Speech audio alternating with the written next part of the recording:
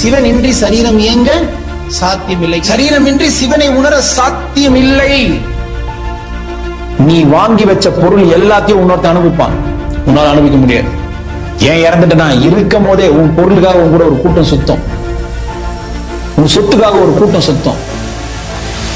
வளமாம் செய்யும் உடலாம் இதை மெய்க்கொண்டு பத்திரமாய் பார்க்காமல் பத்திரத்தில் சேர்த்த வளத்தை பத்திரமாய் பார்ப்போருக்கு சரித்திரத்தில் நிம்மதி இல்லை என்றான். புரியுதுங்களா? அவன் சொத்து சொத்து வச்சது யார் சொத்துங்க? பத்திரத்துல அவர் பேர் இருக்குங்க, அதை பத்திரமா பார்த்துக்கிய நீ. ஆனா வளம் செஞ்ச இத பத்திரமா பார்த்துக்கல, பார்த்துக்கோ. இதுதான் ஞானிகள் சொல்றது. இதுக்கு இம்பார்ட்டன்ஸ் கூட. ஏன்னா இதுதான் உனக்கு எல்லாமே தரப்போகுது.